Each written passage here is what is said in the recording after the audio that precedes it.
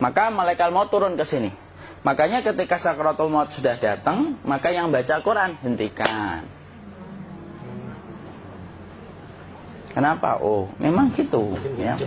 Jangan semakin kenceng. Ayo Pak, insya Allah Pak, gitu. Al-Baqarah Pak, Al-Baqarah Pak. Al-Kahfi, Al-Kahfi. Enggak lah. Yang baca Quran berhenti dulu. Kemudian digantikan dengan kita mentalkin. Antum agak ke sana dikit. Masya Allah ya. Orang yang meninggalnya kooperatif ini.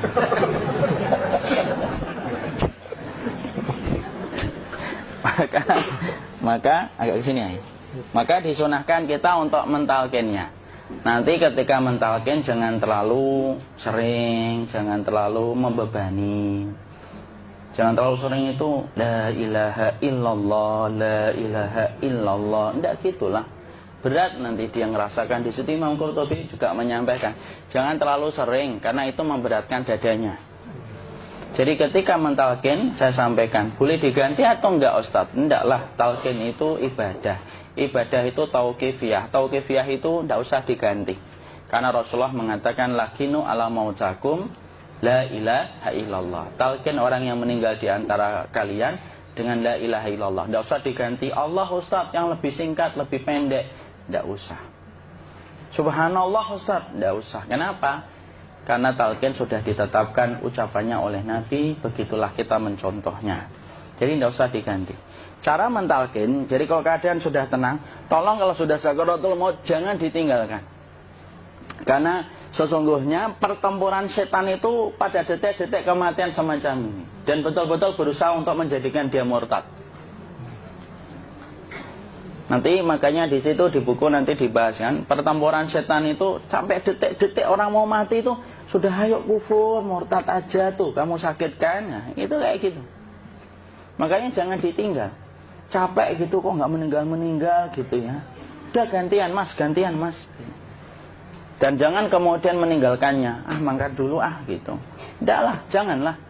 Terus ditampingi terus. Kalau bisa ya sudahlah, berikan waktunya kita untuk sementara waktu itu betul-betul berkhidmah kepada orang yang kita cintai terakhir kalinya. Cara kita kemudian mentalkin adalah, yaitu adalah di sebelah kanannya la ilaha illallah.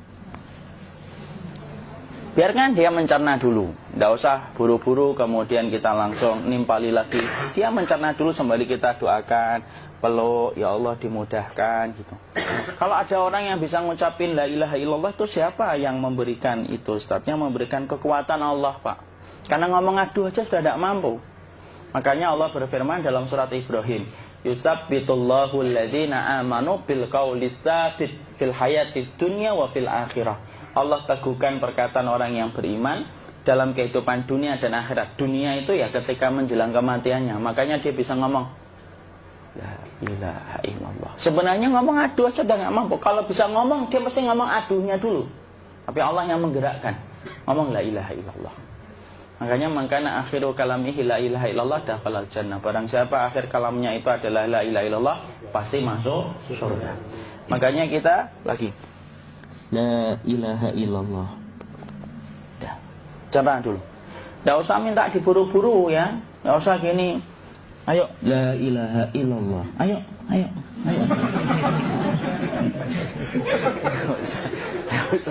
Enggak usah gitu. Ya, biarkan dia pelan-pelan gitu. Ayo tapak, ya Allah capek saya Pak. Enggak usah gitu. Dia ucapkan la ilaha illallah. Kemudian dia mencerna. Lalu kalau dia sudah mengatakan, untuk mengatakan la ilaha illallah. Nah, kalau sudah mengatakan la ilaha illallah, berarti sudah. Tidak usah ditalkin lagi, tidak usah. Belum meninggal juga Ustaz? Tidak apa-apa, biarin aja. Dia di situ aja. Kecuali dia ngomong lagi dan gak usah diajak ngomong alhamdulillah ya Pak, ya Allah gitu. Terus dia jawab alhamdulillah ya. Itu berarti ucapan terakhirnya alhamdulillah. Atau ketika habis ditalkin la ilaha illallah, dia ngelihat air. Nah itu berarti ucapan terakhirnya air. Talkin lagi, nggak usah marah. Aduh Pak minta air. Mau minta air nanti aja dikubur gitu loh. Jangan gitu. Biarin aja, jangan kemudian setelah la ilaha illallah La ilaha illallah. Terus, ayo tutup, awas ya ngomong lagi ya. Nggak usah gitu juga. Maka kemudian setelah la ilaha illallah sudah, nggak usah diajak ngomong gitu. Terus kemudian nggak usah ada anaknya perempuan, ya Allah Pak, sudah bisa ngomong la ilaha illallah, usah gitu. Cukup dalam hati alhamdulillah gitu. Diam kita dengerin gitu. Disitulah nanti biasanya detik dia terakhir. Dia nanti ngeliat di sini Pak, prosesnya itu. Nanti kaki langsung sebagian jempol dingin dia. Kaki, telapak kakinya langsung kalau kita geningkan dingin kayak kaki yang kena AC langsung. Kemudian dia langsung ningkup gini, dikit dia, mulai kaku dia. Atau kalau enggak, gini dia. Langsung kayak jatuh, kayak kepala nanti yang paling terakhir. Kepala itu pasti ada gerakannya Pak, ini meninggal itu. Pasti gitu. Pasti gitu. Karena apa? Sudah tidak ada beban ruh yang menahannya.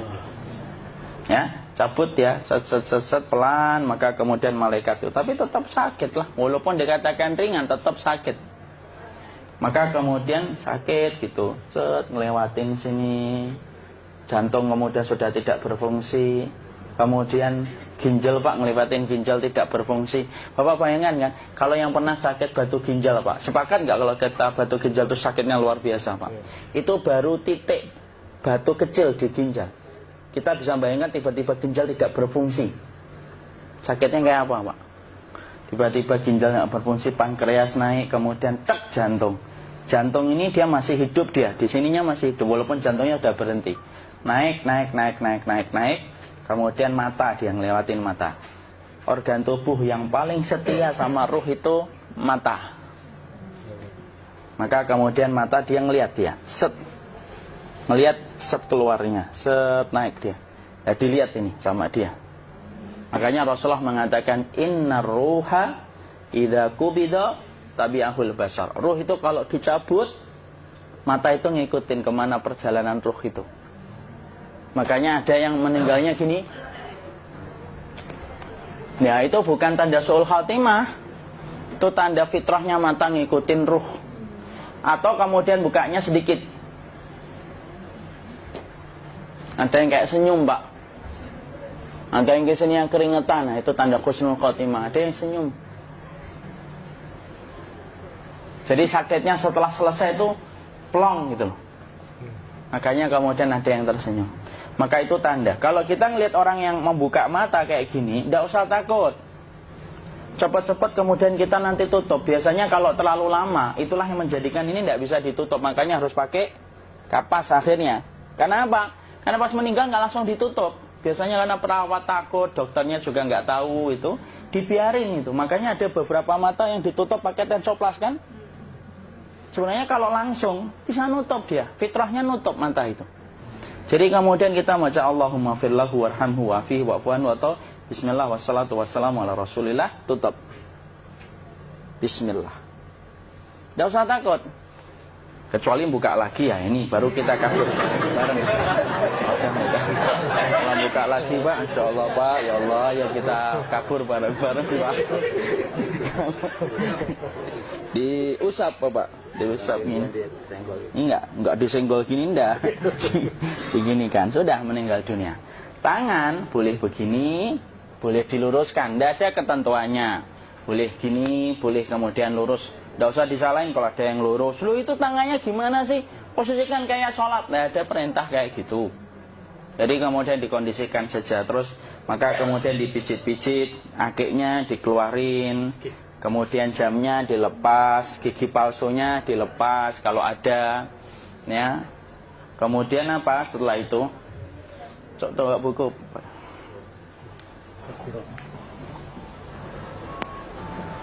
Kemudian kalau bisa awal-awal kemudian taruh buku atau sesuatu yang agak berat di perutnya ketika baru meninggal dunia. Kenapa kemudian ditaruh kayak gini? Bukan apa-apa, supaya membantu sisa-sisa pencernaan dia untuk keluar. Nanti Pak, biasanya kalau kita taruh agak yang berat gini atau kemudian kita gini-gini kan, ini udah makan belum makan? Udah makan belum makan kok udah gede ya. Maka pencet-pencet kayak gini biasanya nanti ketika dimandikan, nah pas dimandikan diginikan saja. Nah ini dia sudah keluar di belakang, dia gini. Terus nanti keluar dia. Nah ini keluar langsung di belakangnya. Dan memperlakukan orang kalau sudah meninggal dunia itu yang lembut gitu. Kenapa? Inna kasra admil mayyiti kakasri admil hayyi. Mematahkan tulangnya ketika orang sudah meninggal dunia itu lebih dia rasakan sakit ketika mati daripada ketika masih hidup. Tuh Islam itu sampai sama orang mukmin itu kalau sudah meninggal aja sampai selembut itu. Kok hidup kasar itu kebangetan dia jadi orang itu. Mau sampai orang mati itu kemudian disuruh yang lembut, kalau ada aib disuruh nutup, tidak boleh diceritain. Misalkan di belakangnya beliau ini ada tompel, gagah-gagah tompelnya gede gitu, tidak boleh cerita. Masya Allah loh, sampai segitunya sunnah itu ngajarin kita untuk nutup aib. Kalau ada orang belajar sunnah sukanya buka aib, nyari-nyari kesalahan orang, sunnah yang mana dia pelajari itu, saya bingung. Makanya kemudian gini, setelah selesai maka kemudian tutup dengan kain. Maaf ya, ya. Ya. Nanti kalau nggak kuat napas ngomong ya. Maka ditutup kayak gini, ditempatkan kemudian jangan di tanah tapi di atas dipan. Karena apa? Syekh Abu Malik Kamal Said Salim dalam Sahih Fikih Sunnah menyampaikan supaya tidak cepat busuk. Dia taruh di atas. Kemudian ditutup pakai kain apa saja, ya, sembari nanti kita mempersiapkan tempat mandinya, tempat kafannya dan yang lain sebagainya. Maka kemudian kalau ada yang datang boleh dibuka. Kemudian kita mencium ininya apa? Kemudian keningnya. Kemudian kita berdoa, nutup lagi kayak Rasulullah ditutup. Kemudian yang datang terakhir itu salah satunya Abu Bakar. Dibuka kemudian beliau, ya Allah ya Rasulullah, engkau adalah orang yang percaya hidup dan matimu, dan tidak mungkin Allah itu mematikan engkau 2 kali ya Rasulullah. Maka kemudian ditutup kembali. Saat itu para sahabat dalam keadaan mendung semuanya. Maka disitulah kita lakukan kayak gini. Ditutup gini Ustaz ya. Kasihan tidak bisa nafas, insya Allah tidak butuh nafas lagi. Jadi kemudian kita semacam ini kita persiapkan apa yang bisa kita lakukan. Nah itulah proses kematian dari sakit sakaratul maut sampai kematian.